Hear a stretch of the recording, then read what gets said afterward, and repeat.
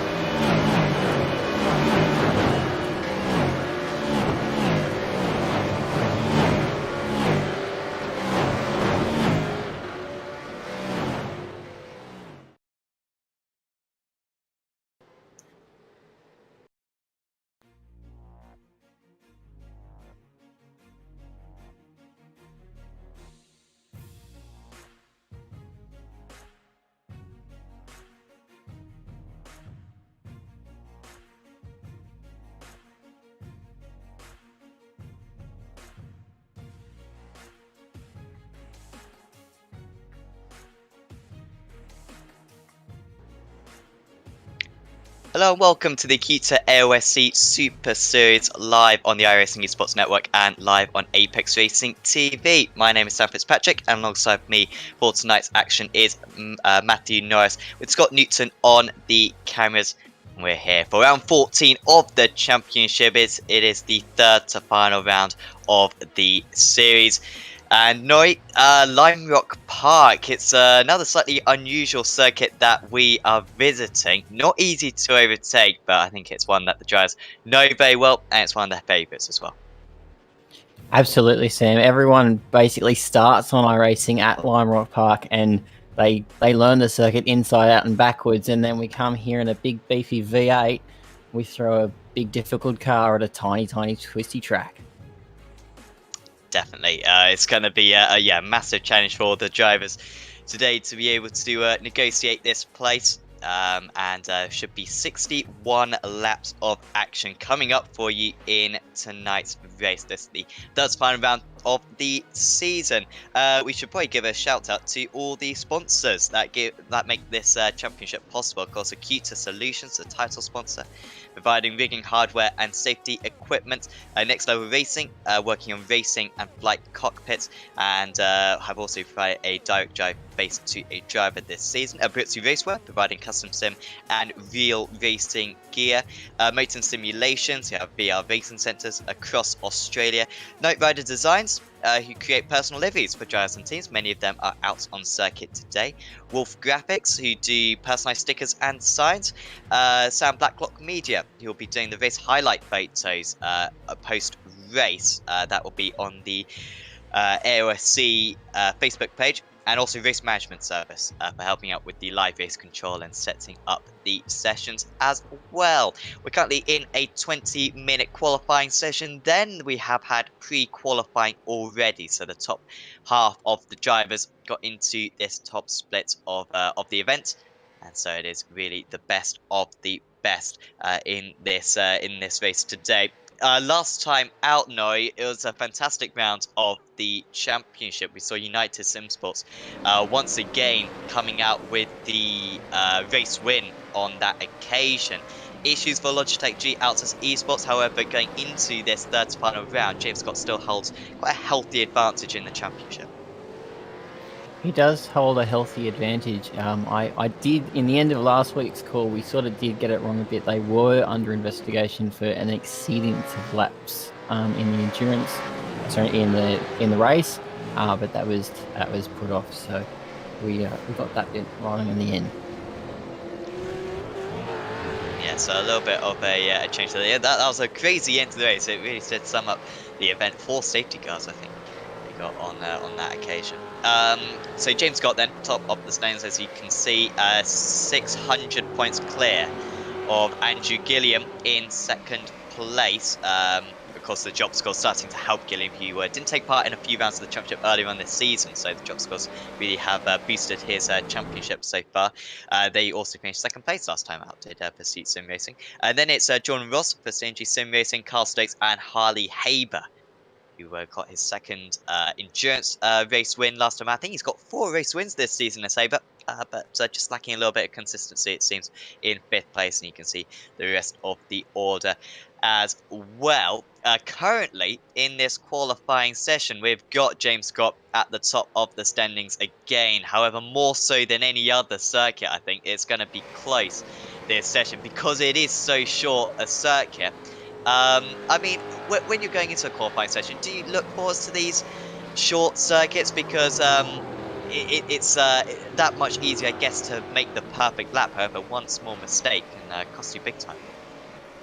That's the thing. You want to have a short lap because you can just keep reeling them off and keep having a perfect attempt at it, as opposed to a really long lap like a Bathurst or a Spa, where you've only got 2 minutes, and then if you stuff up, you then have another 2 minutes to get back there. So a short lap is a good lap, but you don't want to make a mistake because that's a short lap to get back to the start-finish. Yeah, exactly. Here is Matt Morris just dipping a wheel onto the grass, which does absolutely surround this Lime Rock circuit. And again, going too wide, and that may even be a 1x as well. It can't pick up any of them on your lap. He still improves, to be fair, does Morris. I think he remains in 13th place, but that was a good lap from him. You just wonder if there was a bit more time available for him, if he could have got the power down slightly more for those final couple of corners.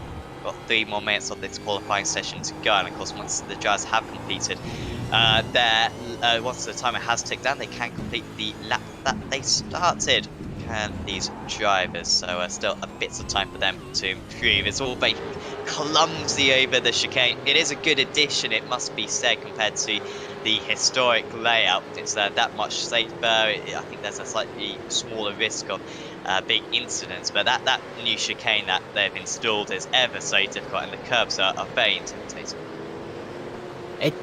I've found it really horrible as a curve to get used to. You've got to get the car perfectly aligned to the left before you make the sharp turn to the right, and then you've got that really tight left after the first initial right. So you've got this curve they're jumping over now that is really super difficult to get right. So if they get it right, they're doing a fantastic job. The point I was going to make is, how about the congestion on this circuit? It's only a 50-second lap, and the cars queuing at the beginning of Morris's lap there out of the pit lane was phenomenal. Yeah, of course, that's just going to cause the tyres to cool down, and you do not want cool tyres at all in iRacing with this new tyre model. So that's not going to help the drivers too much for their peak performance either. Still got 2 more minutes to go. Pretty much everyone is out on circuit at the moment. Of course, as soon as you get out onto the circuit with a minute to go, you're going to be able to complete your outlap in time. 61 laps we have, the most we have of any sprint race all season long, and lapping traffic as well is going to be a massive deal when it comes to the racing. Not usually much of an element. The backmarkers do a superb job in this series at getting out of the way. It still feels like it could make a little bit of a difference. Scott Gamble now next to negotiate this chicane, currently in 17th place, and he would certainly like to be a bit further up the order. Also see Jay McKnight without a lap time at the moment, which is a little bit strange for the 027. Looks like he might be starting as low as 39th place on the grid. I think Jamie might be suffering a bit of connection issues tonight, so I think he might be just listed there, but might not actually make the start. That would be a shame, because he's one to watch out for is Jamie Uncles going for the Safe Driver Championship as well, where if you get 0 or the drivers with the least amount of incidents are put into a championship, and the driver who gets the least amount of incidents pretty much wins the title, which is a really good incentive to keep it within the white lines. Bjorn Borg crosses the line, but only in 11th place, and we're lacking many improvements at the moment. I also seen plenty of drivers going back to the pits, but we've still got James Scott and Andrew Gilliam out on circuit. And Scott should get, Gamble will get 1 more lap in, but this will both be Scott's and Gilliam's last laps at the moment. 1/100th of a second separates them at the moment, and they're going to try to improve again. Although apparently they're on their out lap, so I guess they won't be able to improve. Yeah, watching this timing board, I'm not seeing too many purple sectors coming up, so it's going to be rather interesting to see who does get across that line and completes the lap before the timer counts down. Adam Briggs is new. Borg, I think, is currently out on circuit. Here is Gamble as well. Is this Borg coming to the line? In 11th place at the moment. It's no improvement for Borg. I guess they do get so many laps around the circuit that it's unlikely that they are going to improve right at the end. I think we just saw an improvement with Blake Delaney, potentially. He just puts himself up into 24th. Scotty Gamble as well in 19th place at the moment. Racing round the final corner, ever so much fun, but at the same time can very easily lead to a mistake. And Gamble across the line stays in 19th place, though it's no improvement for him. And the driver behind him, right there, was Cini in 17th place. I don't think he improved either. So that's pretty much the end of the qualifying session. And well, I guess we got the front row that we wanted. Scott versus Gilliam. We like to see this battle. It's always good fun between these two. How good is this race going to be with these two fighting at the front? It's going to be on for young and old. Absolutely. Apparently someone, Blair, not convinced by the amount of cars on the track. Come on, Blair. You know, sim racing, you know? We can do this. 39 drivers. They have multi-class in IMSA around this place, don't they?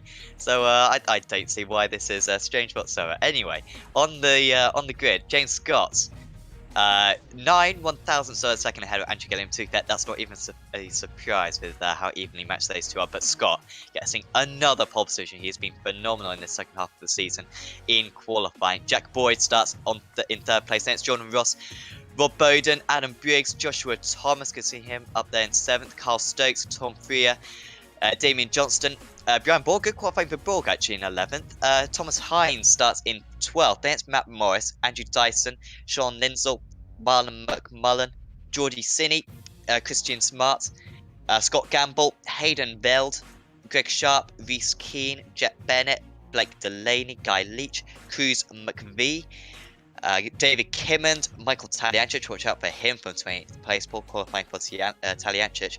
Then it's Michael Whiting, Dan Goosey, Chris Barnes, Roy Clark, David Coleman, Simon Veyer, Tony Gapper, Blair Walton, Dave Baldock, Andrew Johnston, and at the back of the order is Jay McKnight, who we don't think will take the start, unfortunately, which will be a little bit of a shame, to be honest, for Jamie. But I certainly do watch out for this start. Going to be one of the most important starts of the season. It's not a terrifically long run down to turn 1. However, as the driver on the inside, Scott should have the advantage. You've got to go a very long way round. I'm pretty sure Gilliam would be happy to stay in second place. He's been lining up in second place for the last few races, has Gilliam, but has got a reputation for dropping down to third in the first corner. He cannot afford to let Scott get away.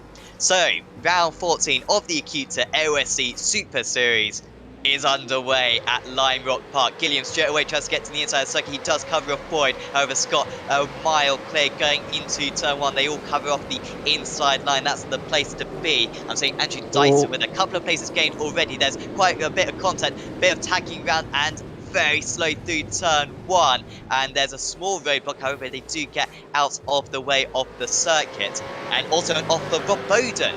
He started up in the top 10. He started in about 5th place, did Bowden. However, he is slipping down the order at the moment, so massive shame for him at the moment. But out in the lead, it is James Scott with a 0.7 lead over Gilliam, and pretty much everyone has gained a place after that incident for Bowden. Marlon McMullen as well, up 4 places up into 12th. He's the best starter out of the top 20.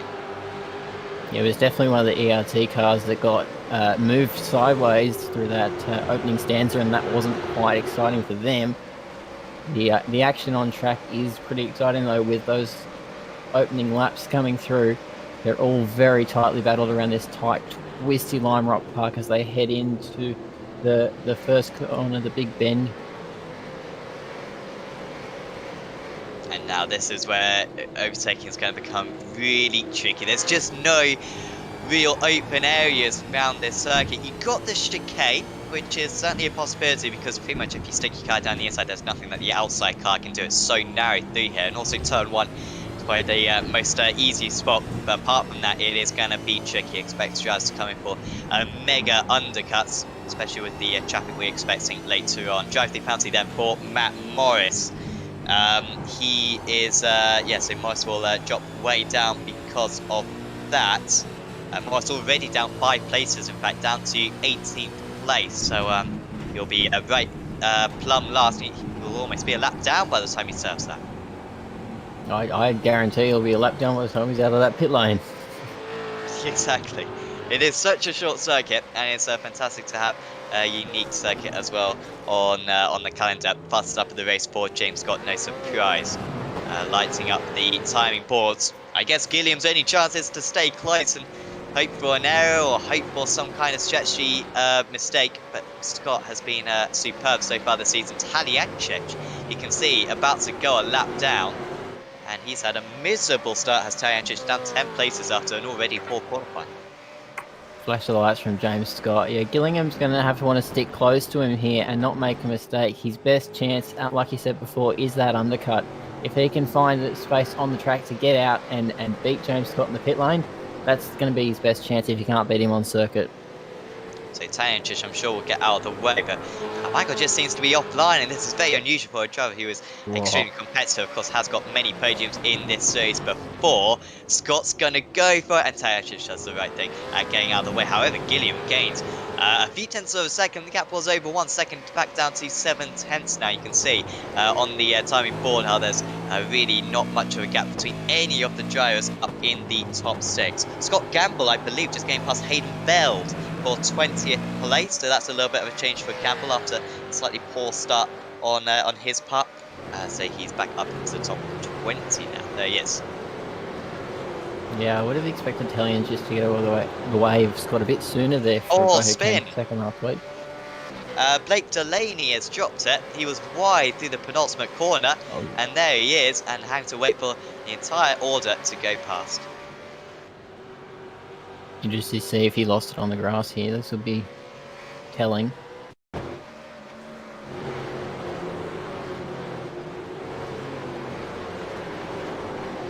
It's always the grass around this circuit. It is so tricky with the needed time model, as we say over and over again on the esports network.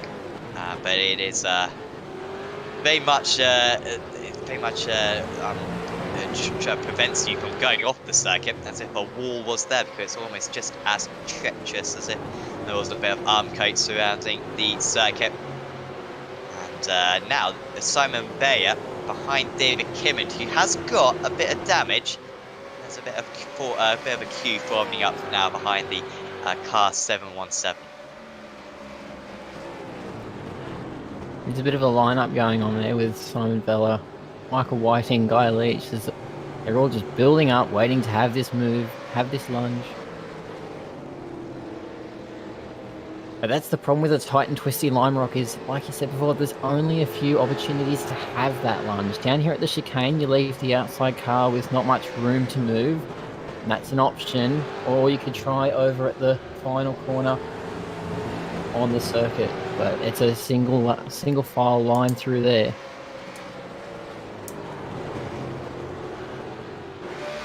It's very selective. You've got to be.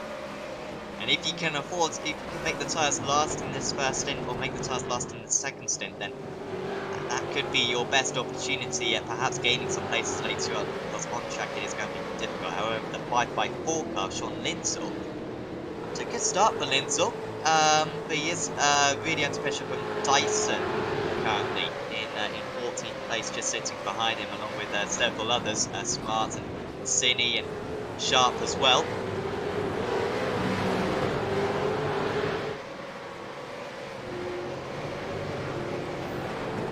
Yeah, there's a fair old battle pack going on there, and they want to get through and get moving, because if Sean doesn't, I mean, he's holding the gap at the moment, but Andrew Dyson looks like he's racing and wants to get past.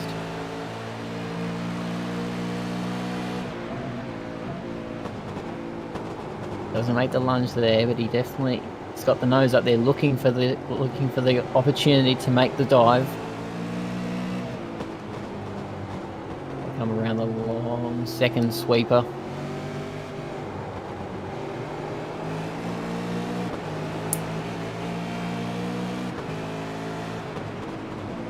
Yeah, and so with just enough at the moment.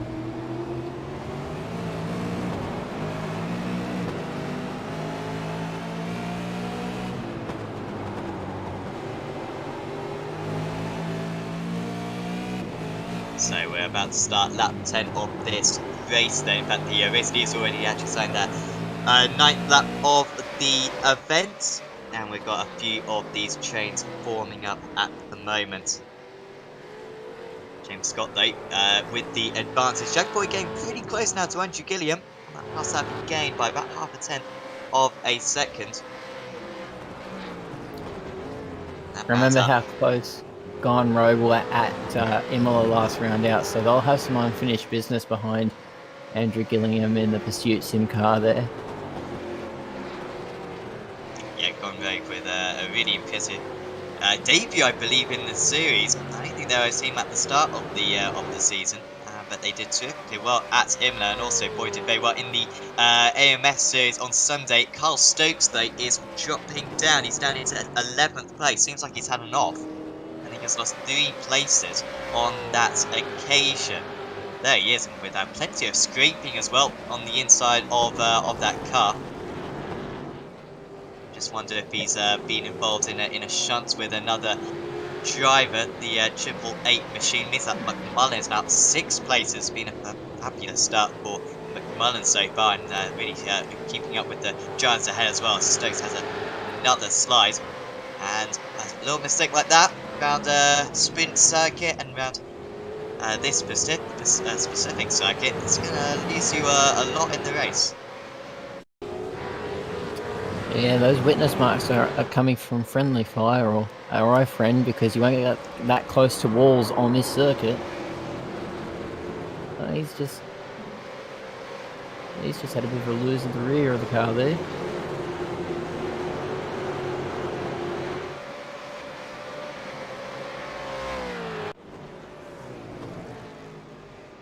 Interesting.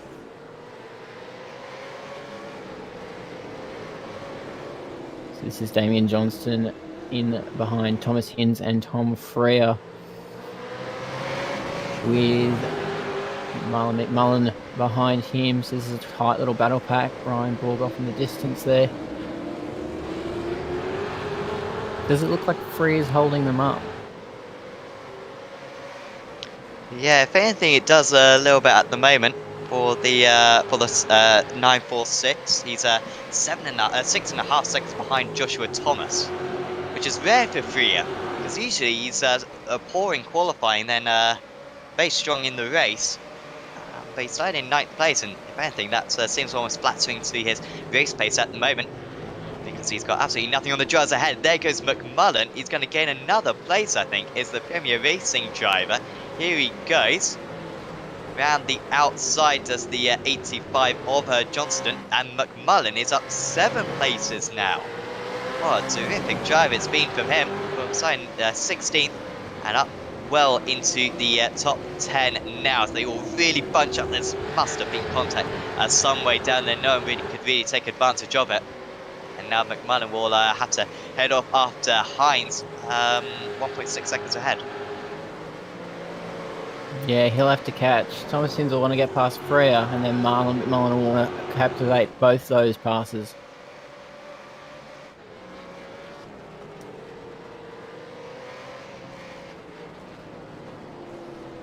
So Boyd has dropped off the back of Gilliam then, so back up to 1.4 seconds there. And now we got Ross, who's just lost a quarter of a second to Briggs on that last lap. This is the battle for 4th, and Briggs really strong through the chicane. He's not going to be far off going into the penultimate corner of the lap. You can see plenty of overcast for these drivers, so the track temperature, I doubt, is too hot for these drivers. There should be plenty of grip. That's a good run for Briggs. He's going to be almost within passing range for turn 1, but it's not much of a braking area so far. Moves at this corner have been at a premium. And yeah, he wasn't close enough right here. Maybe even turn 2 has seen a couple of moves so far. Here comes Bowden. He's going to do it at the penultimate corner. And he gets past Stephen Veyer right there. Simon Veyer, apologies. And Bowden back up into 22nd place. But it's far away. It's a long way away from the 5th place in which he started.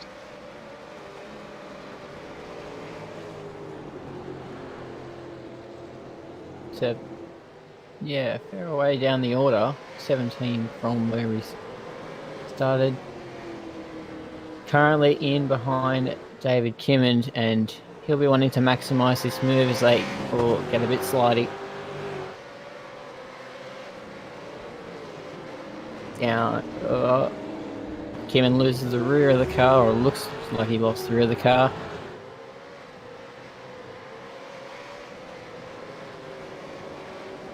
Nicely done for Bowden down the inside there.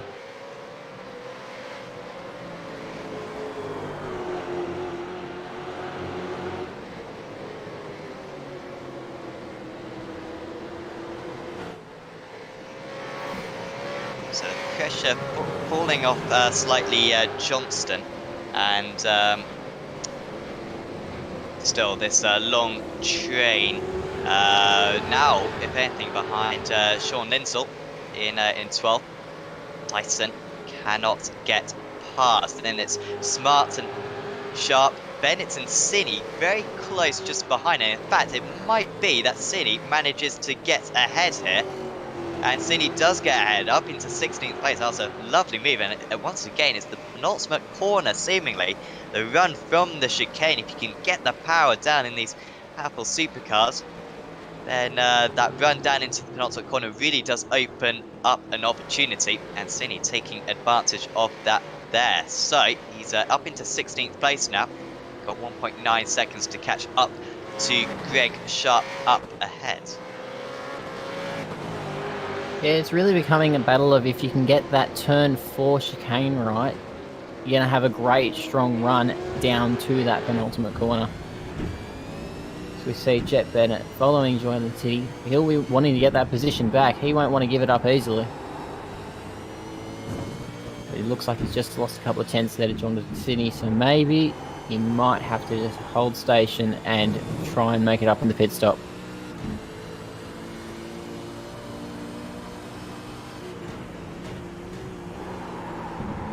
Yeah, pit stops will be coming up. Oh, that's wide. And Bennett gets straight back past then. So mistake from Insigne. Now he's dropped behind Gamble as well.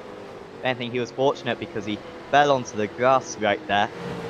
And could have gone quite easily, could have gone a long way off the track. But instead he stays pretty close to the perimeter of the track. And he only drops down those couple of places. But it's so easy to make a mistake. Here comes the 74 car then of Barnes. Along with Morris, who of course had to serve that drive-through penalty earlier on, and he's right in the midst of things right now. Morris does get past Barnes as they also get past one of the back markers. Was doing pretty well to get back up to 24th place after the collision they had earlier on. He came into the pits for the drive-through back when he was in 18th place, so he hasn't actually lost that much places. He has lost plenty of time though, obviously.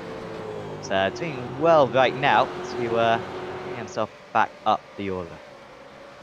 Yeah, that penalty probably would have energized him. It seems like he's really looking racy now on the track. So he'll be making his objective to get back to where he was or back to better than where he was. So it's going to be a long old night for Matt Morris, but he'll get there eventually. Yeah, I wonder if it might be worth him coming into the pits pretty soon. I imagine the fuel usage must be pretty low around this circuit, so the pit window that you've got must be absolutely massive. So, dare I say, if you came into the pits now, I mean, we're a third into this race, it's absolutely rattled on by. Well, we're nearly a third into the race, at least. Probably come in now, and then that'll be a pit stop done. However, for Dyson, he would come out a lap behind, and it's going to lose so much time when you're having to let drivers pass to lap you in that situation. So in all forms of motorsports, always. So if you can stay on the lead lap as long as possible, then that will probably help you out later on. It will help you out as well if we get a safety car. Sean Linsell back with him, and he's back with Christian Smart. Has there been a change? I swear Smart wasn't in second place out of this chain beforehand, but he is now anyway. And Greg Sharp as well in 14th place, but still no change. Good run there for Smart. Managed to get the slightly more power for the final corner, and he's gesturing to the inside. It is so easy to outbrake yourself. Oh, Smart nearly back there. Nearly was outbraking himself there, wasn't it? So it's really easy to outbrake yourself at that turn 1 because it's cambered, isn't it? It's banked, if anything. And you feel like you carry more and more speed each lap, and then eventually you carry a bit too much speed in, and you're skating off the track. Yeah, he definitely he popped the nose to the inside, and that alerted the car ahead to note that he's there and that he wants the move done, and that sort of forced Linsell into making that slight mistake. Which, if you can get on the wrong side of that camber, you are headed to Grass City, and Grass City is not fun in a big, heavy supercar. Yeah, absolutely. You want to avoid that at all cost. I mean, you can really lose 10 seconds or so if you do go off the grass at that first corner of the lap. There's James Scott then, and he is 1.7 seconds ahead. So gap actually maintaining now. Scott managed to pull away in the early stages, but ever since then it's been pretty evenly matched. It's a 1/10 of a second faster for Gilliam that last time round. So not much of a change. And then it's Jack Boyd starting to fall a little bit further behind Gilliam. In fact, on that last lap, lost quarter of a second again. There you can see the time difference.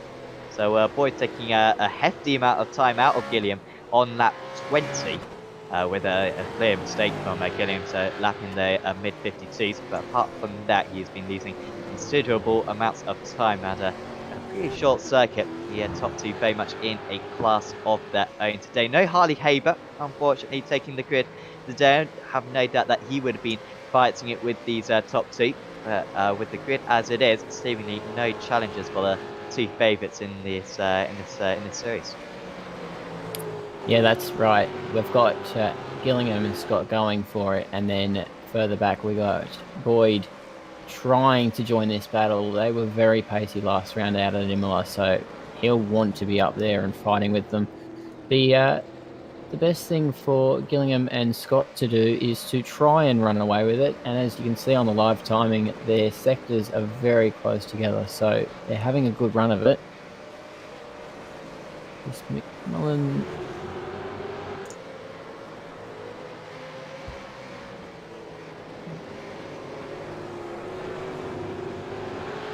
Whiting, and that was that McPhee getting past Barnes, who's skating off the track and into the wall. Goes Chris Barnes. Is he going to have to quickly get to the pits now? Because that's a dangerous check for him. Does get back into the pits, fortunately. I mean, that was, yeah, pretty hard into the wall there for Chris Barnes, and straight away he goes to take some tyres. But once again, going off the circuit at that Norseman corner, he was trying to go for a move then on the car ahead, but then lost out. Ran a little bit wide. It's all right at the moment. Oh, wait. I don't know. He, maybe a small lack of concentration, I don't know, but just misjudged the way that that corner curves around. Yeah, there's just an ever so slight touch of the wheels there, and that would have been enough to send him off to that tyre bundle on the outside.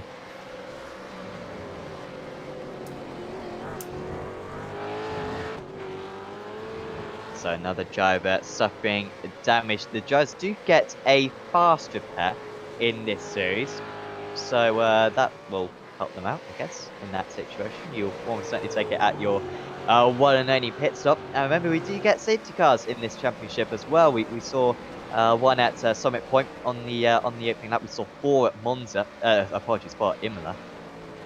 Tom Freer, by the way, is back into the pits. But if we do get a safety car, then it's usually best to pit under the safety car, because the drivers are usually running at a slower pace. Safe to say, if there was a safety car, expect everyone to come into the pits right now, and a safety car will occur if we if a driver has to stay back to the pits, which is pretty unusual around this circuit due to the fact that the track is so short. You're never too far away from the pit entry. Greg Sharp as well coming into the pits. Tom Freer is coming out. I wonder if he's going to come out around these guys. He's just coming out of the pits there, and that is a lot of traffic for Tom Freer. He's got fresh tyres, but it's not going to be easy for him to get past these 3 or 4 drivers ahead of him.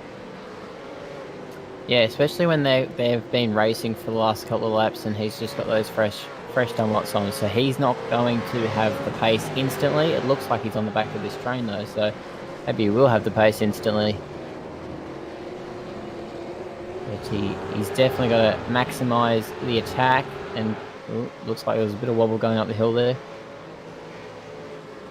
And past then goes Freer past McPhee. That's just the newer tyres for him. Going to be going to have so much more purchase now through each of these corners. Of course, pretty much all right-handers around this clockwise circuit, and so should have a big advantage, I imagine, now with those fresh tyres.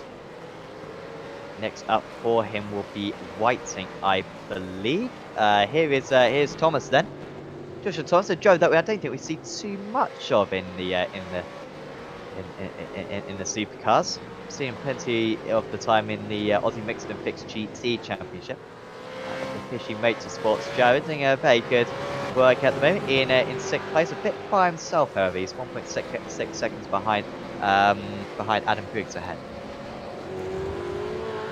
Yeah, he's got a real battle pack with who's the ERT behind him? 543. That's Gamble. Oh, Gilliam in. Oh, that's big. So he's I mean, this is big from Gilliam. I guess it's not that early in the race. We are on lap 28. I mean, the laps just go by so quick. We are nearly halfway through this sprint round of the championship. But this race is only going to accumulate to about 50 minutes. Well, which you seems did extremely small. You did allude to it earlier. The pit stop window for them is at laps 19 to 42. So it's a massive pit window, and we're definitely in it now at lap 28. Yeah, lap 28. So they're in the pit stop window. So it's going to be a long run home. Gilliam with quite a bit of free track. Has Scott come into the pit? Scott is into the pit. So this has got to be the lap of Gilliam's life if he's going to take the lead here. He was stationing for 15.78 seconds, which is pretty quick. The fastest we've seen, to be fair, is 14.37 from Chris Barnes. But if Scott is stationed for half a second longer than his rival, that might be enough. Gilliam didn't really have the slipstream for that entire stint, so I doubt he's been able to save a whole lot of fuel. However, he has had a clean out lap as the drivers ahead of him come into the pits. This could be the change for the lead. Scott on pit exit at the moment, and Scott will just about be ahead. Oh, that was pretty close for him. Gilliam is behind, but Scott just had that cushion before the pit stops to stay ahead. He's got those cold tyres, so this is going to have to be a lap that he's going to be super careful about so Gilliam doesn't get a single sniff at a mistake. Because if he finds one, he will take every opportunity he's got to get past Scott on this lap. So Scott was actually stationing for nearly a second longer, and yet the gap coming out of the pits was pretty healthy. It was about I think it was about 2 seconds before the pit stops. It's now 1.3, so I think it's come down a little bit.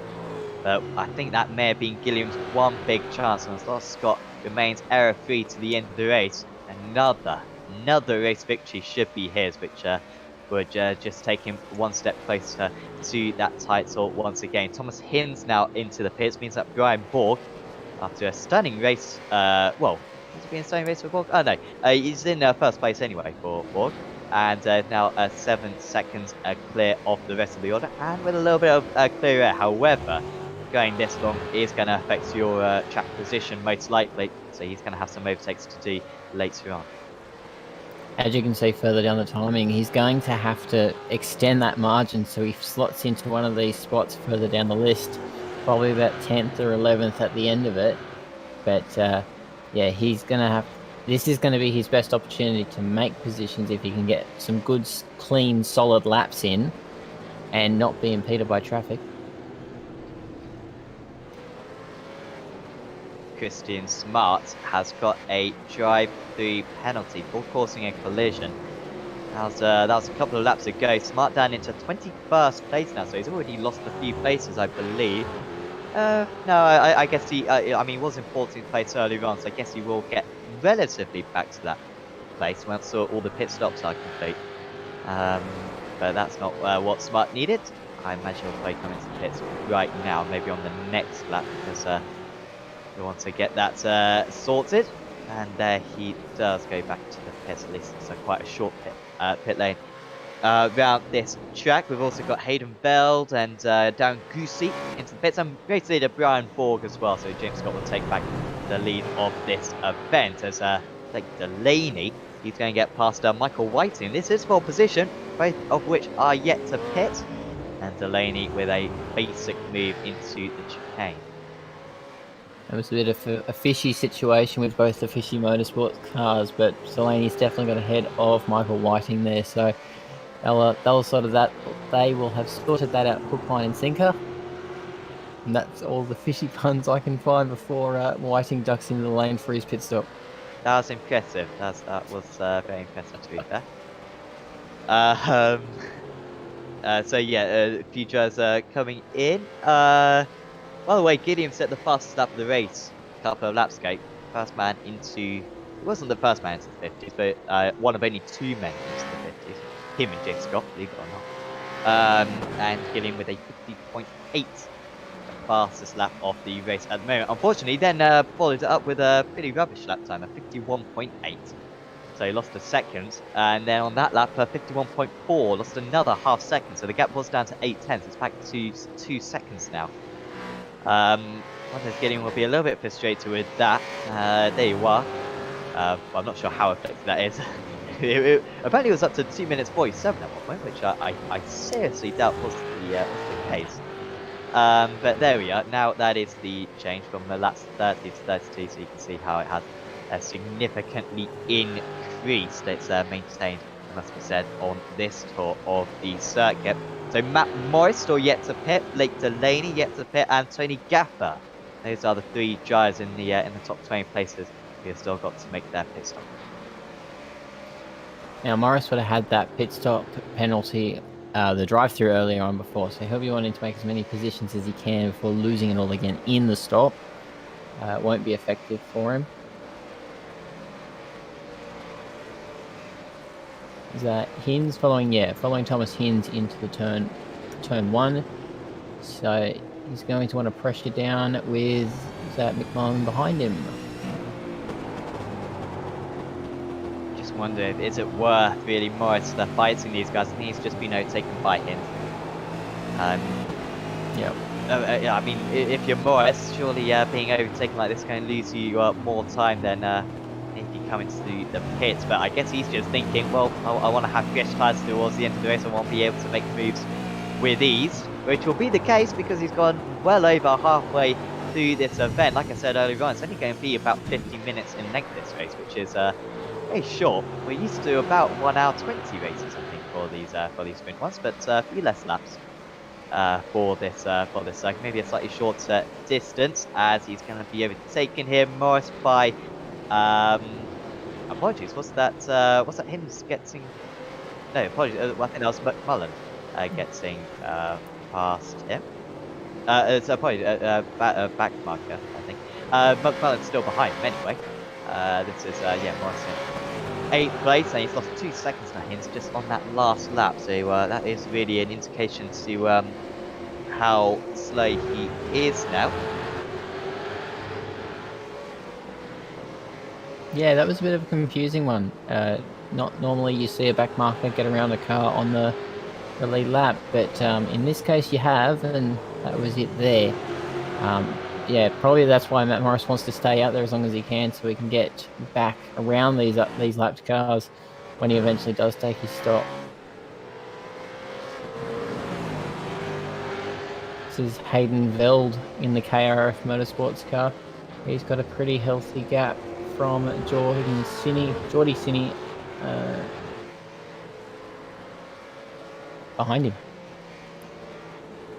Sinney with a fantastic overtake, I seem to recall, earlier on in the race. He managed to get up into 16th place, I think, for a bit, but he's in 22nd now for some reason. I'm also seeing Christian Smart just passing Roy Clark. That's the battle behind them in 23rd. So Smart, after that drive-through penalty earlier on, making back a couple of places. This is how Sinney has gained for the past few laps, despite the fact that Veld set his fastest lap of the race, still being caught on that lap 34. However, 2 tenths of a second might not be the pace advantage you need in order to overtake around a circuit like this. You might need more like half a second, but he is comfortably closing that gap. Going to be slowed down the straights as well is Veld. As he opens up the door, Sinney might be able to take this one. Well, I thought that was going to be a proper overtake down the inside, but it's not much of a braking opportunity now. Are we going to see him move into turn 1? I swear we've barely seen him move into turn 1 all day long. I think we're going to see one on this occasion, though. If anything, it's going to be a move down the start-finish straight, because there goes Sinney straight past into turn 1. To be fair to Veld, he just tries to hang it round the outside, but it's not going to happen for him. And Sinney back into the top 20 places then after dropping down earlier on. Delaney has also come into the pits. Blake Delaney for his first pit stop in that. He's in 25th place now, is Delaney, so quite one place lower than he started. And, well, we are still waiting for Tony Gaffer to come to the pits, and Roy Clark. They are the only two drivers yet to come into the pits at this pretty late stage of the event. Yeah, there's certainly a few laps remaining before their pit stop window's out, but they are getting towards that tail end of that pit stop window now. I think it was ending at 42, so being on 38, we're almost there. Gaffer does finally come into the pits. Then where did Scott come out of the pits? Just trying to. Sorry, it was Matt Morris. Apologies. 18th place was Matt Morris. That's not too bad for Morris actually. He's in AP on lap 36. Remember, he started in 13th place in Morris, then dropped down to 18th with a first lap shunt. Then had a driver comes which dropped him outside the top 30. Then proceeded to get back up to about like 24th, and now he's 18th. I don't really know how Morris has done that, but too, his pace must have been pretty good on those old tyres, and now he's going to be very quick towards the end of the event, going to be chasing down the likes of Reece Keane and Rob Bowden. He's only got, and I don't usually say only got 21 laps, because usually that's a significant amount of time, but around this place it's not. Only got about 20 minutes of this race remaining in order to go catch them up. And now we are properly getting into what we were talking about earlier on, the lapped traffic. I wonder if we could get the track map up, see where everyone is scattered around. There's a bit of a break there down the pit straight, very convoluted though, with drivers in the latter part of the top 10 and also in the 20s as well. And this pack is pretty close as well. You can see drivers in the late 20s and also mid-teens, all trying to negotiate one another. If you were a real estate agent, you'd call that a hotly contested market, because there is not much real estate out there. It is absolutely jam-packed. It's creating some great battles, but some of the cars are so out of sequence with the others that you've just got no hope to make any moves, because you're not sure who's where and what lap they're on. This is really when the F3 screen helps. No further action between 289 and 74. I'm not sure who that is. Chris Barnes and Cruz McVie. Those were the two drivers, so no further action there due to being contact. So thanks to the stewards for updating that. I was having to update the some penalties yesterday in race, and it's not the easiest thing to do. You know, when you're, I don't think I ever thought it was easy, but it was even harder. You know, when you're looking at the incident and then you're giving it on iRacing with a weird kind of code command, and then you've got to type it to us as well, so all you viewers can see what the penalty was. It's all quite convoluted. They do a brilliant job though, to the race organisers. And remember, I think there's live stewards as well in the other splits as well of this championship, which is pretty epic. So thanks to all those guys for making the championship quite as good as it is. I wonder if you can go back to the race lead actually, because it's back down to 1.1 seconds now. So it's a bit closer. There we are. Gap's coming down a bit, but now they have got a bit of clear air in front of them. A bit less traffic for the next few laps. Yeah, you can see the sectors are closing ever so, or the lap times are closing over these past couple of laps ever so slightly, but they're not closing by much. I suspect Gilliam's saving up and waiting to throw the battle at James Scott a bit later on in this race. Interesting fact about Andrew Gillingham is he actually spent the past week working with Will Power for the Supercars E-Series, so he's been playing with some heavyweights of real-life motorsport. So. Wow, awesome. Yeah, I assume he was showing Power the way, or do you know how the power dynamic was between those two? Because Gillian's pretty quick. I think Will Power's very fortunate right there to have a coach such as Gillian. Yeah, I want to hope it was Gillingham showing Will the way and not Will showing Gillingham the way, because I've not seen Willpower versus James Scott in a while. Gilliam, 8/1000 faster through the first sector. I think we must only have 3 sectors. Oh wow, we have 4 sectors. So, sector 3, by the way, around this track is 9 seconds long. So thanks iRacing for that. We are on the esports network, so hopefully they're watching. Come on guys, we 2 sectors around this place. 2 sectors. Heck, you don't even need sectors. It's 50-second lap. But 4 sectors is overkill, to say the least. At least we're not at the north line with the 18 we get round that circuit, which again is a bit excessive. 1.2 seconds between the 2 leaders, 3/100ths faster overall on that lap for Scott. So these 2 are extremely evenly matched. Scott with 1 lap fresher tyres, but I doubt that will serve much of an advantage. As we go back then to Christian Smart, who, remember, like a few others, has had a drive-through penalty already in this race, and he is being chased at the moment by Delaney, who's 2 seconds behind. And Smart, they're catching up to David Kimmons. 8/10 of a second behind is Smart at the moment. On that last lap, he did gain by 4/10. This one, the closest battles out on circuit at the moment. Yeah, there's a real sense of, well, as they're just bouncing off through the curbs. Definitely don't want to get it wrong through there, because it can send you off into that grass on the left, and that'll put you well out of the race. This is Christian Smart following David Kimmon. Just maximises all of the curb on exit there. Bit of a break, so I'm going left, you're going right, and that's going to be a nice trade. Bit of a friendly contact there from the drivers.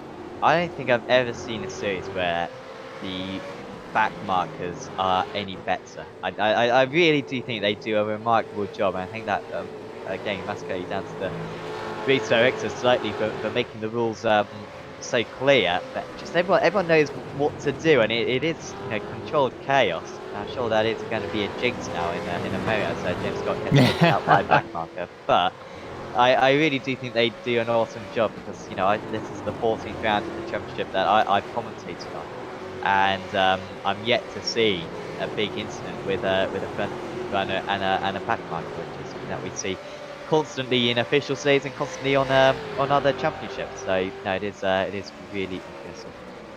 I was going to say, Sam, you've inflated their confidence now. We haven't seen that safety car yet around this really congested Lime Rock Park, so they could prove you wrong yet. Yes. I before the race I did though predict 1 safety car, so I'm kind of hoping for one, to be honest. And if we do get a safety car, I assume that would be quite a quick pace car period, because it wouldn't take long to pick up the leader, and then we'd have 0.2 laps, which takes no time around this track, and then we'd be back racing. So yeah, bring it on, to be honest. And those drivers with fresh tyres, they would certainly adore that right now, because they'd be able to catch up to the drivers ahead and have a good shout at being able to overtake. Wonder if we could go to Andrew Dyson, currently in 13th place, as a long way off the circuit for Kimmons. There is Dyson, so he's in 13th place at the moment. He's being chased in the last few laps by Scott Gamble and Jet Bennett. These 3 have been really close throughout the race. That have constantly been in this mid-teen type of range for the entire event, and yeah, they're really close at the moment. Got Liz Keane as well, but he's not been catching up. Liz Keane in 16th place. And yeah, going to have to be something inspired, I think, from Scott Gamble if he wants to take that 13. As we just go past a back marker there, yeah, Scott's going to have to want to close it up a bit, because he's more at risk by Jet Bennett than he's putting on Andrew Dyson at the moment. So the ERT car not quite where it should be, and it looks like the EXG Motorsports car will have a lunge before he does.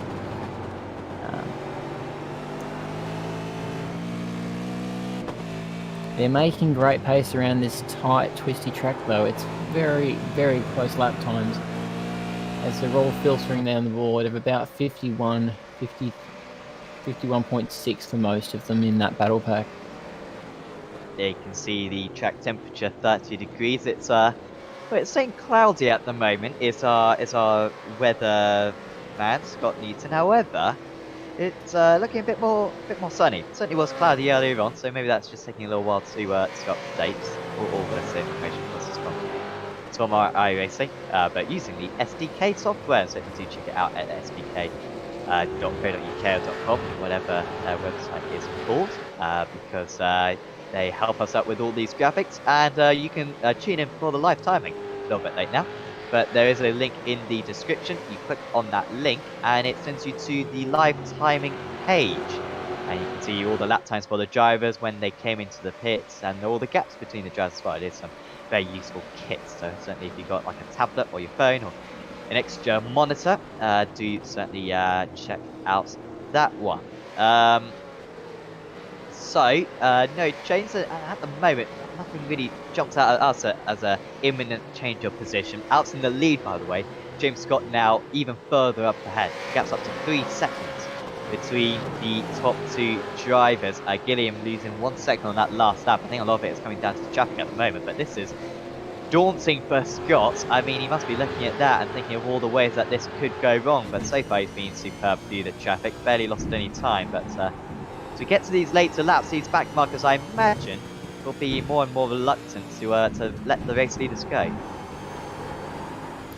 Yeah, some of them will be, and some of them won't be. You can see a car just pulling right there, one of the Penrite cars, and they'll be happy to let James Scott go, because it means that's one less lap of Lime Rock they've got to do. They might be over it by now after doing 52 odd laps, but they'll want to be fair to their race leader. He has earned the position, and they'll respect that.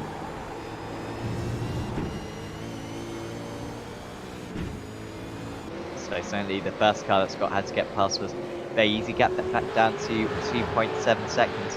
Just feels though surely it can't be this easy for Scott, because hasn't been as dominant as he's been in recent rounds. Even Imola, I mean, he was absolutely stunning at Imola before they had the engine failure. But he was superb there, and Phillip Island as well. He was really good. Road Atlanta, he was fantastic. He's really sent it to a new level after maybe being beaten fair and square in the mid part of the season. Ever since Belle Isle, really, he's just been a class above everyone else. That 1 week break going into Phillip Island seems to perhaps do him a bit of good, and maybe being able to put a bit more time into practice, because he's been brilliant for Logitech G AOSC Esports ever since then. Tony Gapper, he was the last driver to come into the pits for his first pit stop, or certainly one of the last drivers. Not sure if it's worked out for him. It's difficult to say where he would have been elsewhere. He's caught up to Blair Walton, who is not a big fan, apparently, of the amount of cars out on the circuit. But Walton doing decently well in 27th, however he is losing over a second a lap to the Penrite car behind. You can understand where Blair's coming from when the car's up to, I think it was 9th, or 10th or 12th, where Gamble and Jet Bennett are all being lapped now by our leader. But yeah, it's a tight, twisty circuit, but that's one of the benefits of having a multitude of circuits on iRacing. Unfortunately, Blair, so that's the way it's got to go. I think this is getting close. Andrew Dighton, so this is now with 13th then. And Dighton not letting Scott go yet. The gap's down to 2.6, so not much of a gain so far for Andrew Gilliam. I'm sure Dyson was just saying, well, hang on a moment, I'll let you pass in a moment. Apologies, already getting past now, has James Scott. I'm getting confused with the team changes. Why can't they just stick with one team for the season? But of course, the Logitech G AOSC Esports livery car is ahead of Dyson, so actually you can manage to get past pretty quick. And Gilliam getting the gap down, like I said, to 2 seconds, but look at all the cars he's got to overtake now. Scott, I think, if anything, has been the best driver out of the two. Through the traffic, and of course he got the job done in qualifying, beating his rival by a 100th of a second, and has had the measure for this entire event since. He's only got 6 more laps to go once this one is concluded. Jack Boyd-Bowesso in a comfortable third. We have got Joshua Thomas and Thomas Hinds catching up to one another a bit now. 6th and 7th. I wonder if they're having to negotiate some traffic at the moment. And Hinds getting the gap back down to half a second now. They have got a bit more of a gap now in front of the Fishy Motorsports driver, but Thomas cannot afford a mistake to finish this event. No, that's the thing. You've got to stay on the circuit and you've got to keep lapping as fast as possible, because if you lose even half a second here, you've lost about 5 or 10 places. So you've got to stay on the ball for the entire 61 laps. It makes it difficult going, but that's what these drivers are signed up for. They wouldn't be in this top split if they weren't capable and fully aware of what they've joined into.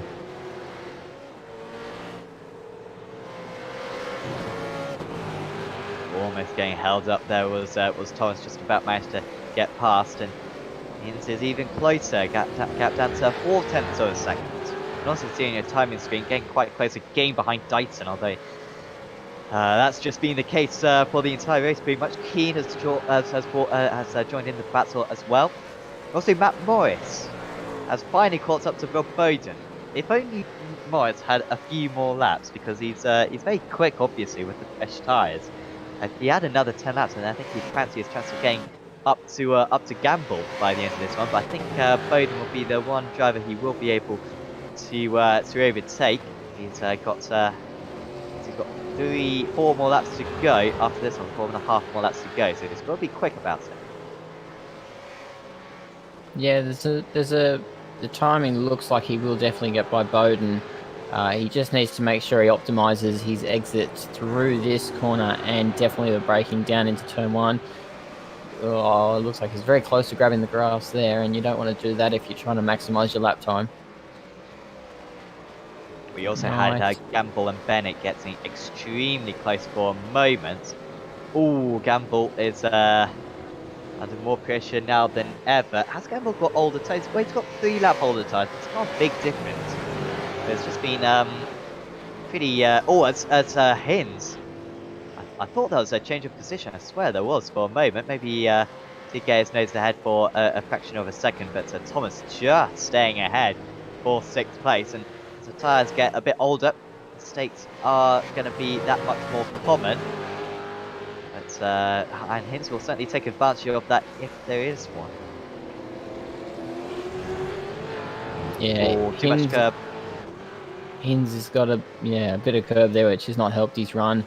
That's further displaced his time to the car ahead, which is Josh Thomas in that Fishy Motorsports car. So it's head down for Thomas Hinds to get that time back. You're going to need to really challenge it. Morris has actually fallen back off again, Bowden, so he's got back up to 1 second. I wonder if there's a bit of traffic perhaps with them having to let past some fast drivers, although they did seem a bit by themselves. Hinds and Thomas are really close again. We might have a change of position for 6th place. Apologies that apologies that was a little bit wrong on our time screen, so that was 6th place. Anyway, we'll go back to what we were watching. Again, it's really alive in this race right in the final few minutes, but it doesn't seem as though there's going to be that much change. Just like we knew that it was going to be difficult to overtake, and so it has proven. And no safety cars as well. So unlike Belle Isle, where maybe safety cars just mix up the action slightly, instead this has pretty much been a straight race to the finish. And it looks as though it is going to pretty much end as it is at the moment. Kim is half a second behind Veld, and on that last lap, actually lost 0.3 of a second. So I don't think that's going to happen for Kimmons. As we move on to the final lap then of the race, James Scott's out in the lead still. He's got 1.3 seconds to Gilliam. That gap has gone up and down all the way through this stint. It was as low as 0.8 of a second after a couple of laps. And also Briggs and Ross have all of a sudden got very close to one another. Briggs with a slow final few moments. and he is all over the back. Oh, in fact, Briggs has got past Ross. Briggs up into 4th position, so a mistake from Jordan Ross has dropped into 5th right at the end of this race, but out in the lead. It wasn't meant to be for James Scott out at Imola, for Logitech G out at Esports. But today at Lime Rock, he is going to correct that. And after 61 laps of racing, he's going to take round 14 of the Acuta AOSC Super Series. James Scott with another race victory. Andrew Gilliam finishes in 3rd place. Jack Boyd will be in 3rd. And Adam Briggs with a late move. And Ross is still dropping down. Ross is down to 7th place. Has he run out of fuel? He has run out of fuel. And Ross cruising to the line. Can McMullen get to him as well? This will be close for McMullen because it's a long run to the line. Here comes McMullen speeding across. Has he made it? Yes, he has. McMullen takes 7th. And Ross finishes in a very disappointing 8th after running 4th for the entire event. Borg rounds out the top 10 and Fia in 11th and Linsell in 12th. You need fuel in these cars to run, and that's not a good way to get across the line without any fuel in the tanks. So that's a bit disappointing from Ross there. Yeah, he had a short pit stop as well, did Ross, 14.63, although saying that Hinz and McMullen had even shorter stops. But 60 laps of fuel in the car for a 61-lap race. Must have just not seen it soon enough then, because he was properly out of fuel, I think, for the second half of that final lap. But that is everyone across the line, and it didn't take long for everyone to cross the line because, well, we've said it a few times, it's a short circuit, this, and it provided some great action today in the Acuta AOSC Super Series. So the results then from round 14 of the championship, the penultimate sprint round of the championship, the third to final round of the championship overall. And in fact, yeah, there you go. James Scott wins out 1.6 seconds clear of Andrew Gilliam. Jack Boyd finishes in a distant 3rd place, but it's another podium for Boyd. He's really racking in these podiums after 3 podiums now in a week for Jack Boyd. So congrats to him in the championships that's been on the Esports Network at least. Adam Briggs finishing in 4th place. Joshua Thomas held off Thomas Hinz late on any half seconds splits in there. McMullen, great drive from McMullen. Once again, up 9 places. He's a really, got a reputation. We already knew from this season how good he is at gaining lots of places at the start, and he's done it again today. 7th. Jordan Ross runs out of fuel, finishes in 8th place for Synergy Sim Race. That's not going to help his championship. Damian Johnson and Brian Borg round out the top 10. Good drive as well from Borg. There's Tom Freer, Sean Lindsell, Andrew Dyson, Scott Gamble, Jet Bennett, Reese Keane, Rob Bowden, Matt Morris, Geordie Sinney, Christian Smart after a drive-through, Hayden Veld, David Kimmond, Blake Delaney, Michael Whiting, Chris Barnes, Cruz McVie, Blair Walton, Tony Gaffer, David Coleman, Roy Clark, Greg Sharp, Darren Goosey, Dave Baldock, Andrew Johnston, and then the retirees were Simon Veyer, Guy Leach, Carl Stokes, Michael Taliancic, and Jamie McKnight didn't even take the start. And also, we didn't need Nick Holster, which I was expecting. I thought he'd complete a few laps in the safety car, but wasn't to be. So, also, Scott Newton's just reminded me, I can't believe it's my sister's birthday today, but far more important than that, it is iRacing Default Day, which is a fantastic event because I can't believe I didn't notice this. Thanks, Scott, genuinely, for pointing this out. But the default date in iRacing for the Northern Hemisphere, at least, is the 15th of May. It's the 15th of May today. It's terrific. So if you want to put up a hosted session and imagine as though you deliberately set the time of day, then do it today. Thank you, Scott Newton, for pointing that out. So, after all that excitement, we've got some more excitement. We've got James Scott up in the commentary booth with us to have an interview. Congratulations, James. Let's start it from the start. Qualifying. 1/100th of a second, but I guess that's all you need.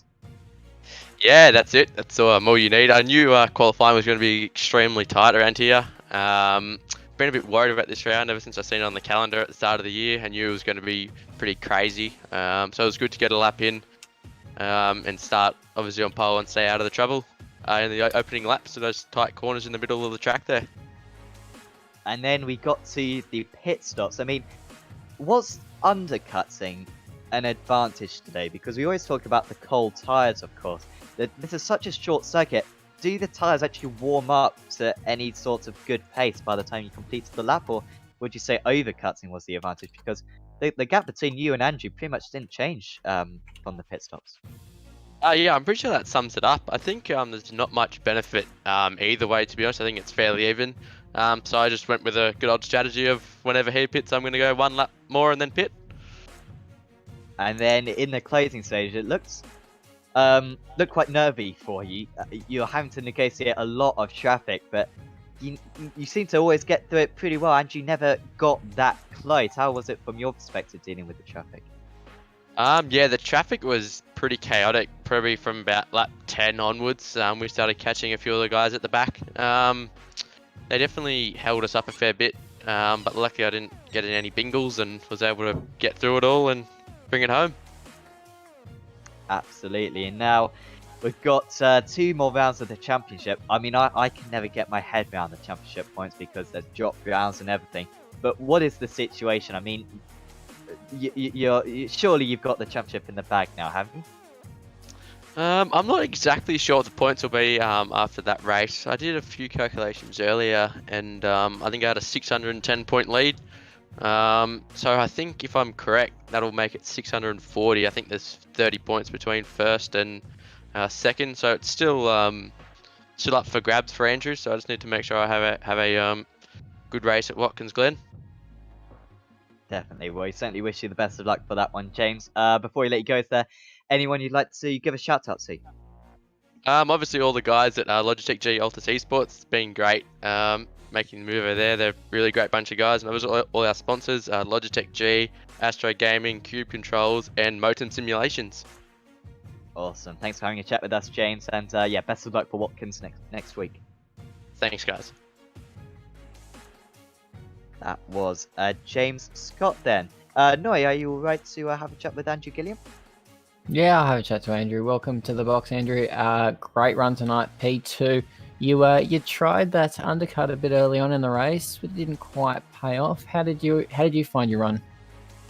Yeah, it was. I feel like I had the pace over James Scott. I just kept getting balked by lap cars in awkward positions, and yeah, I just couldn't quite consistently get to the back of James Scott without losing something to making a mistake around lap traffic or being balked by lap traffic. So that definitely played a big factor into it. I think the undercut worked pretty good. I gained back about a second to James Scott on that one. But yeah, once we started battling the lap traffic, it was sort of up to the gods about who was going to get the best lap times. It did look like you got balked a fair bit in that run. You should have probably had the flashy headlights like your mate James Scott did, because he was just palming them off to you every lap or so, or even half a lap. But yeah, it looked like a pretty difficult run with the lap traffic. Heading to another short track next time, Watkins, is that going to be stronger for you? Yeah, I think traditionally our team has always gone really strong at Watkins. So yeah, I expect we'll have pretty decent pace again next week. Awesome, mate. Is there anyone you want to give a shout out to? Yeah, I'd love to give a big shout out to MXTV and Track Racer and 6 Gear Imagery for their support.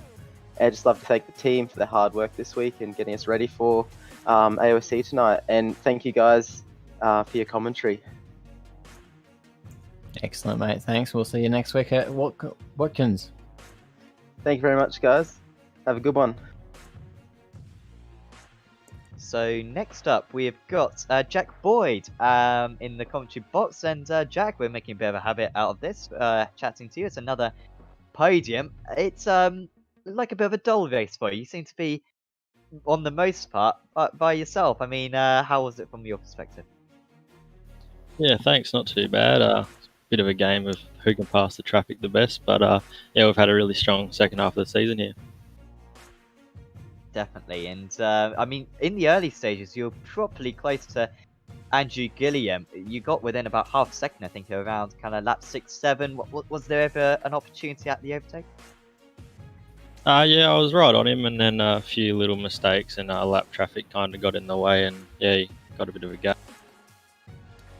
So this was, from what I could see at least, one of the shorter sprint rounds we've had this season. How did that affect the tyres? What kind of shape were they at after each of the stints?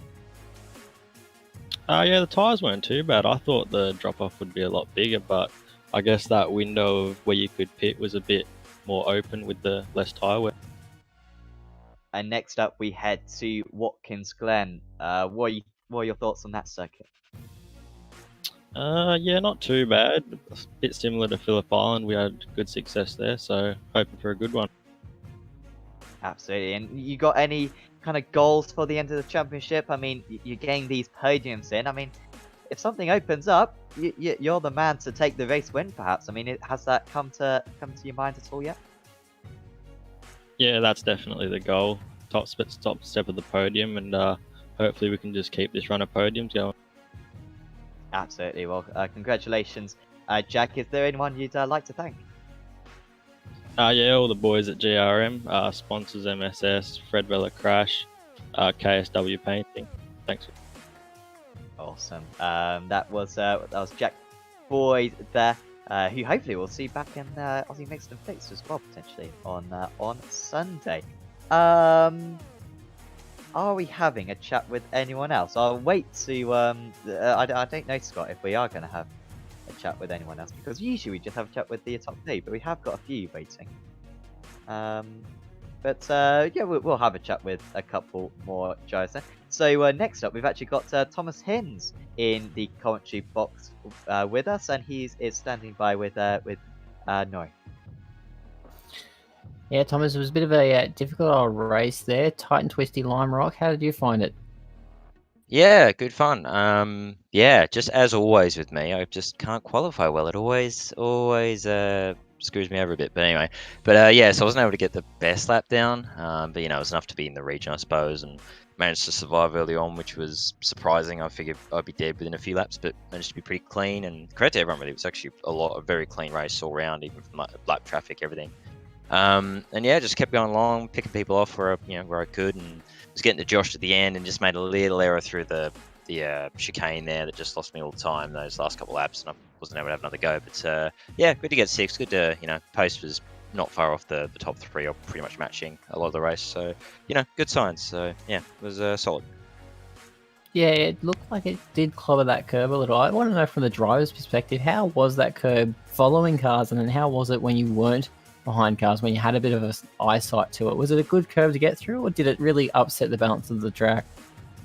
It's I understand it's annoying, really, because I know why the Indy cuts there, obviously, because if they weren't, people would just go ballistic with track limits, and that's understandable, but they are just so annoying in a car like this, where it's really hard to be that precise. In something like a GT or something, where it's a bit easier to be precise, they're probably not as bad to deal with. But I think with the supercar, because it's it can be a bit wandery, especially on worn tires, it can be really easy to just nip them. And unfortunately, even though these things love curbs usually, the ones around here they don't seem to like so much. It's a bit too big and sharp for the car. So yeah, the Andy cuts are a bit of a pain.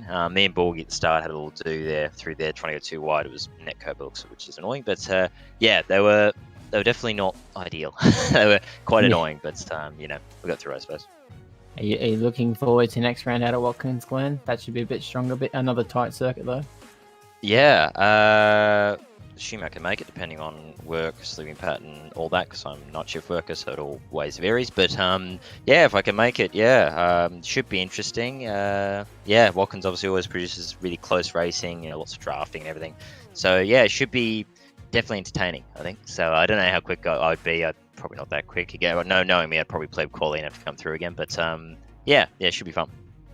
Let's hope you don't, mate. Anyone you want to thank while you're here? Well, I guess just Zuva, Sim Racing Channel, Henry James Racing in general, all the guys there, R2, all the sponsors on the car. Big thanks to them for support, and just all the guys at the V8 crew for being awesome. And Race Control for their putting on a great show, and you guys putting on a great broadcast. So I look forward to seeing you guys next time. Thanks, mate. So one last interview then, and we're gonna have a chat with Marlon McMullen. Congratulations, Marlon, 7th place. Now, the start, that was a stunner, up 4 places, I think, in the first corner. Oh wow, what a race. I tell you what, I was lucky to even race tonight because for whatever reason I couldn't even load the game up in the qualifying session, so I missed half the quali, got away with something, and then yeah, they even see all that on the first lap. I was sort of licking my lips to survive because I was already up nearly towards the top 10, so it was crisis averted from one mistake, but there was still 60 laps to go.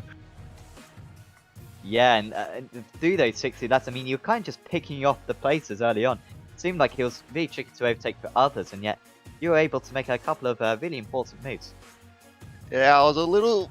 It's always hard trying to judge everyone at the start, and I didn't really do many laps practice-wise with cars around me. So that first lap was critical at that chicane because I knew everyone would come to like a sort of funeral procession sort of speed, but I was able to get through all that sort of shenanigans early on and just sort of tried to bite my time. I sat behind Borgie for a little bit, saving a little bit of fuel, and he had really good pace, so we're able to sort of just pull away from the action sort of pack that was behind us. And yeah, once, Borgie let me go, I was just settling into my own groove, trying to wait for that pit stop and sort of hoping I'd jump maybe 2 or 3 guys in it, and yeah, somehow it actually all paid off.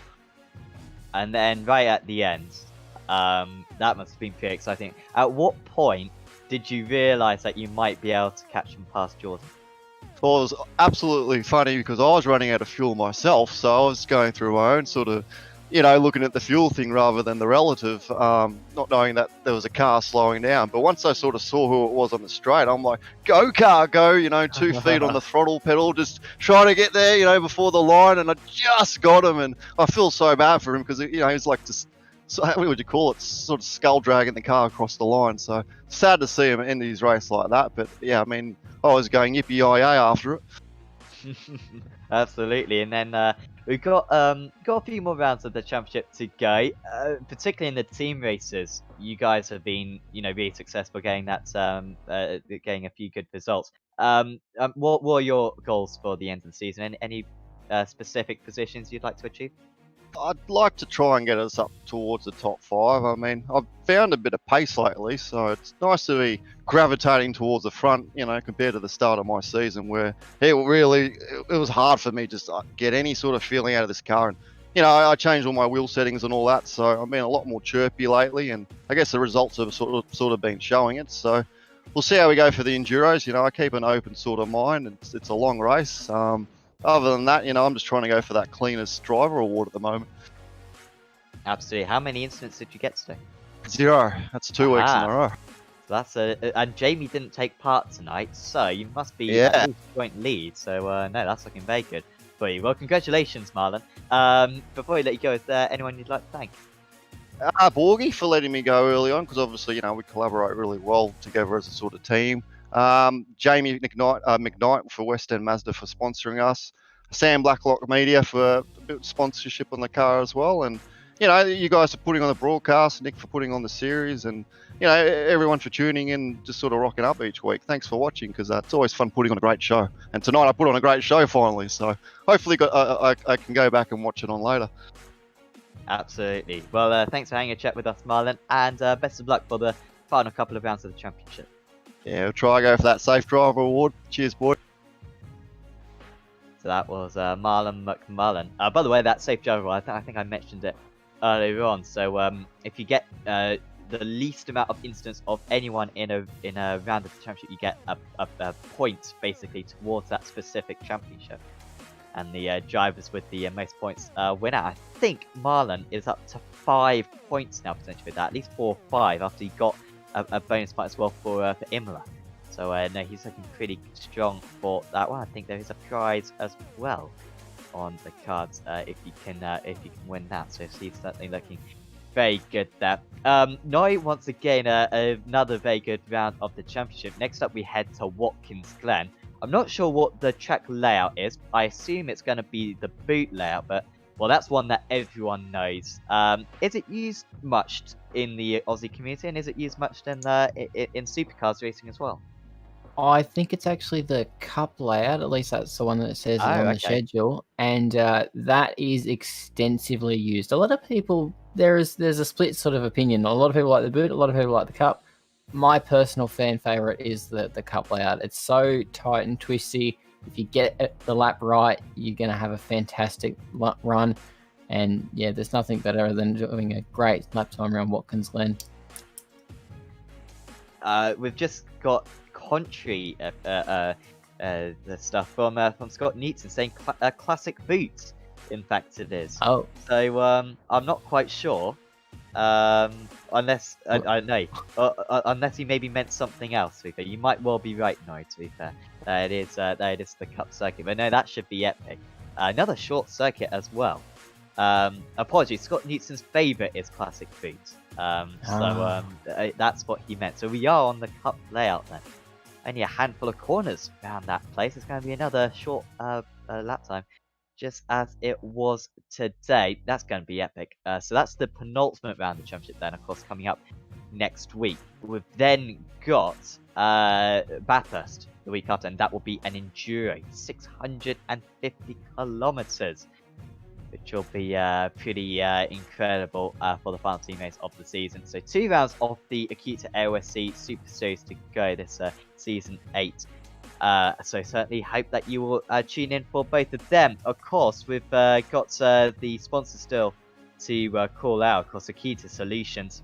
Big thanks to them, the title sponsor for this championship, who provide rigging hardware and safety equipment. Next Level Racing, working on racing and flight cockpits. Britzy Racewear, who do awesome custom sim racing and real racing gear like gloves and boots and maybe race suits. I'm not sure about race suits, but certainly gloves and boots they are very good at. Motor Simulations, you have VR racing centres across Australia. Night Rider Designs, you have who create personal liveries for drivers and teams on iRacing, so certainly give them a call if you need a skin for iRacing. Wolf Graphics, who do personalized stickers and signs, which look absolutely terrific because they sent me some, which had my name on it. It was awesome. Sam Blacklock Media, who will be doing the race highlight page, certainly check them out on the AOSC Facebook page after the race is complete, and also Race Management Service for helping out with live race control and setting up the sessions. Really is very helpful from those drivers. From those guys. So if you've enjoyed this video, please do leave a like on it, and also subscribe to the iRacing Esports Network. There's plenty more action coming up, including loads of V8 action coming up in the next few days, I'm sure, as well. So certainly keep your eyes peeled for that. We'll also be back as well for the Aussie Mixed and Fixed GT Championship. Certainly recommend checking that out in a couple of days' time. That will be Sunday evening for the Australians. Kind of Sunday midday for Europeans. Also do check out Apex Racing TV, because that is our kind of local channel. We do some stuff on the Esports Network. We do loads more stuff on Apex Racing TV, lots of which features real life drivers as well. So I certainly recommend checking that one out. That will be very good. So yeah, subscribe to that, subscribe to the Esports Network, and you will not miss a single race.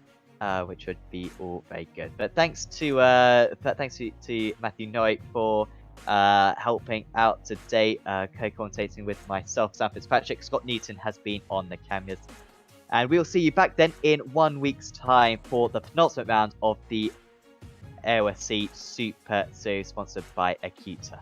See you then.